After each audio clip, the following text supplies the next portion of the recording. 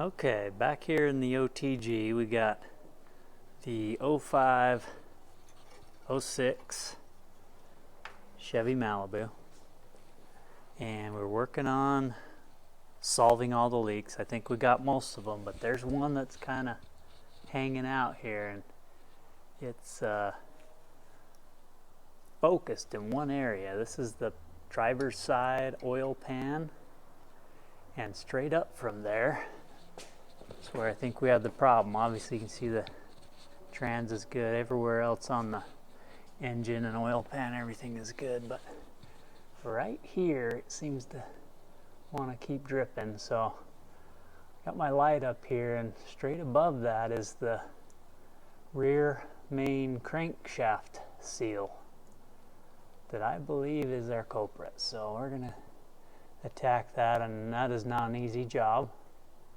That is taking the transmission out the driver's side direction so we can access that rear main seal. These jobs are not easy, but we're going to attempt it. So that's where we kind of narrowed it down to. It's coming down right from the bottom of that, and it's really tough to tell. So it's taken a few days to figure that out, but I think we got it narrowed down. Let's start taking apart this transmission. Okay, let me give a quick update of progress so far on pulling this transmission. Notice I pulled the intake tube out, and I pulled out the cover over this header. I also pulled the header, catalytic converter pipe down out of there. It's over here on the ground. So then I started pulling some of the bolts out of the top here.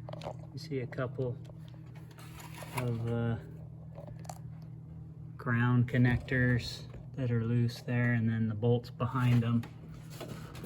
So that's the top side of the transmission, a few of those bolts.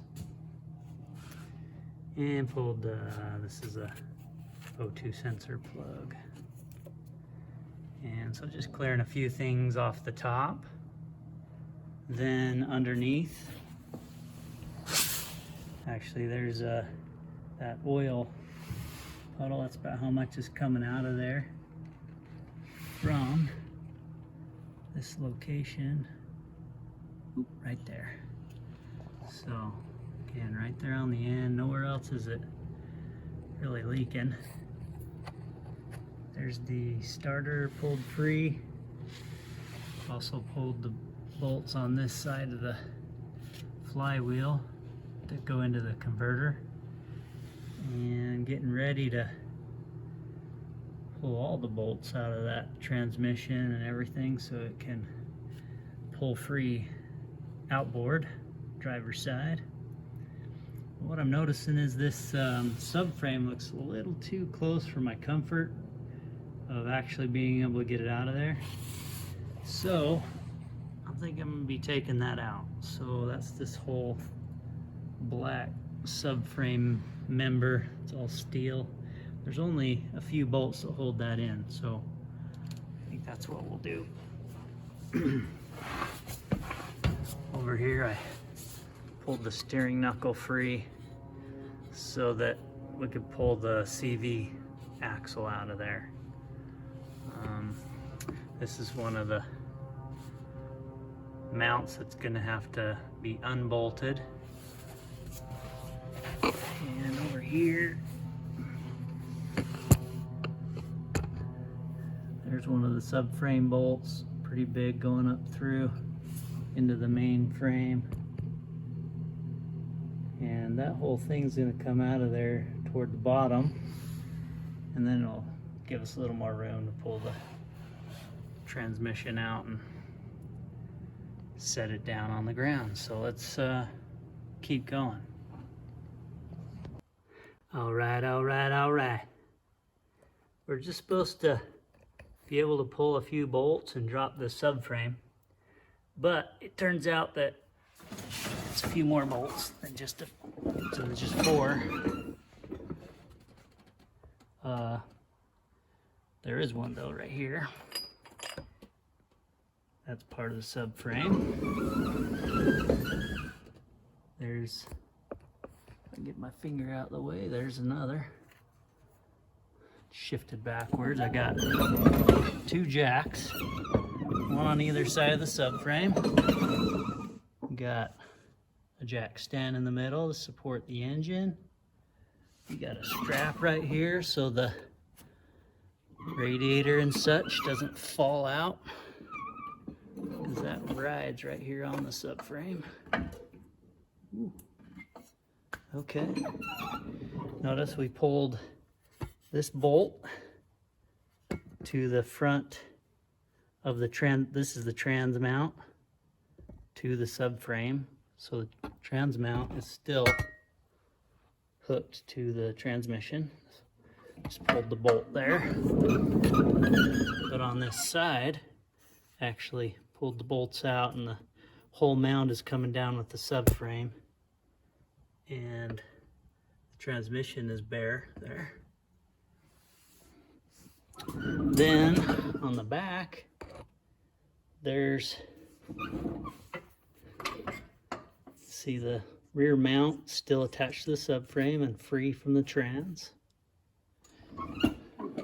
The lower control arm is free. There you go.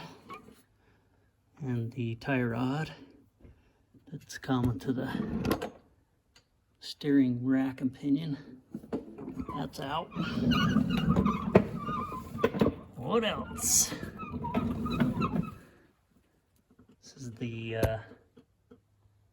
oh, stuff's getting in the way. This is the sway bar. So you had to take that free from both sides. Tie rod on this side, lower control arm this side. Oh, and there's some bolts up in here. 1, 2, and 3 is behind there hidden. So that's coming to the trans. We're just going to leave that bracket attached to the motor, but that should drop out of there. And we're ready. We're pulling this. The subframe is free. There's like one little electrical connector right here, but it was just riding on the thing, wasn't connected to anything.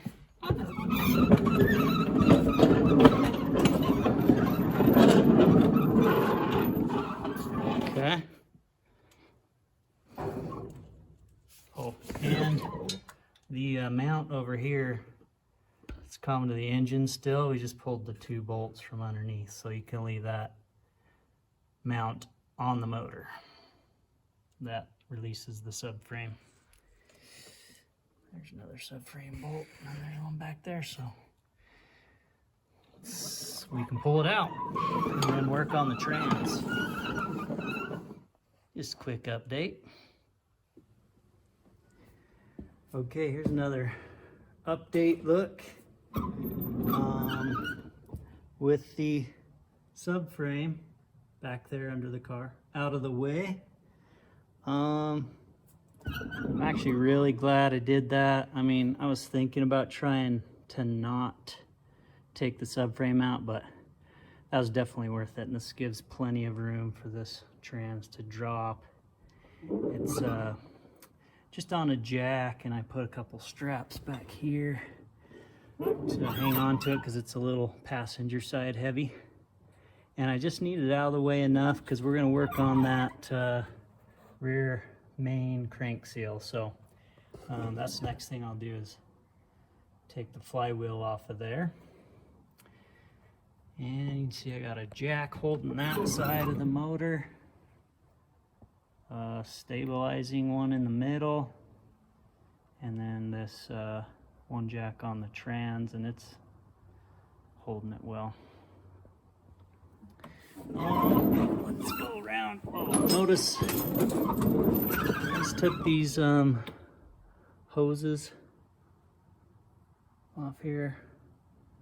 out of the front. I didn't drain any fluid, but realized that some could come out here and leak out. Just wasn't very much because those are up pretty high. None came out of here, but it could. Tipped it that way. And on this side,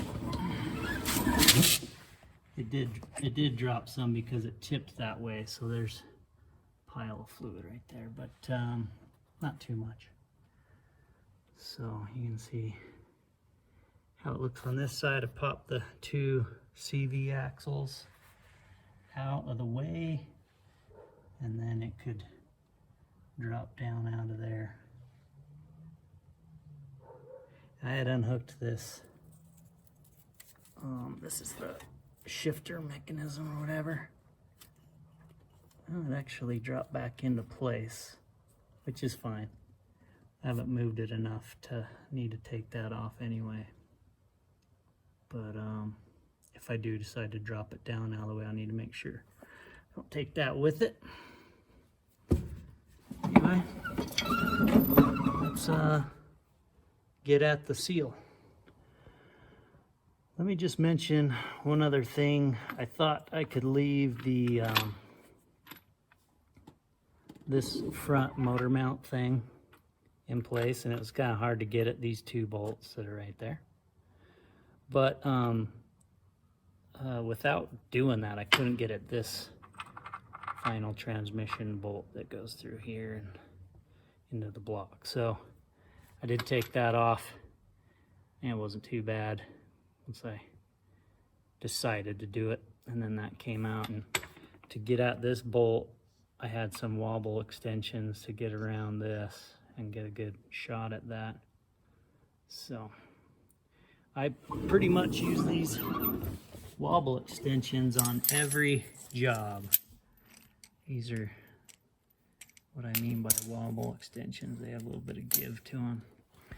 They look like this on the end, and they work really well for me, so I highly recommend those for bending these extensions around stuff and getting your socket on there straight on. So another little tech tip. Okay, we got to what we were after, and this is the view I was looking for to see how good the oil pan gasket looks on this edge, and it looks really good. Even these corners where I put some sealant, you can see it squeezed out, and looks like it sealed the corners well. So what I suspected was this main seal for the rear crankshaft, and I've wiped everything up so I can watch it and see where any oil comes from overnight. But this looks promising to me. It looks like is what I suspected, the rear main seal. So we'll let it sit, and hopefully we have the answer right here. $28 part for a lot of hours of work. About 5 hours to this point. And so we'll keep on going and get it put all back together once we make a final diagnosis. All right, thanks guys. Okay, pretend this old seal was in there, and I pried that baby out with my handy dandy seal pry tool. Looks like this. See, it has a part number on it. No, it doesn't. But it looks like that. Stuck it in there and pried it out. Being careful not to scratch either of the bearing surfaces. And this seal, the replacement by Fel Pro, is not the same. So notice I wouldn't be able to do that on this if I had to take it out. Which that looks really good, by the way. But so what I do in this case is probably oops, drill a screw into this carefully. Again, try not to scratch any surfaces. Either something like this or a self-tapping screw, because it's probably a metal material in there under the coated with rubber. And then pull on that to pull it out. But anyway, there you go. There's a look at seal replaced. And when I took the old seal out, there was a bunch of oil there, so I cleaned that off, and we'll just make sure that it's sealed tight and good to go. Okay, OTG, after a little bit of effort, we got the seal replaced. I showed you that. We got the transmission butted back up to it. Went together pretty smooth. And put the bolts back in the bell housing. Got this mount back on. As you can see, the subframe is back on the jacks. Do a little trick maneuvering to get the jack stand in the middle of that. So I just pulled the subframe up to the jack stand and then put the jacks up to where they could reach either this front mount or that side over there with the other jack, and then took the middle out, slid the subframe underneath where it's supposed to go, and then put the jack stand back in place. That was kind of the easier way for me, besides putting an engine hoist up above and hanging onto the engine. That would have been another good way to do it. And let's see if you can see over here. Got the CV axles back in.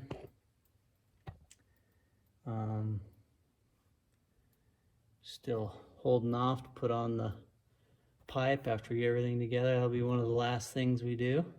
And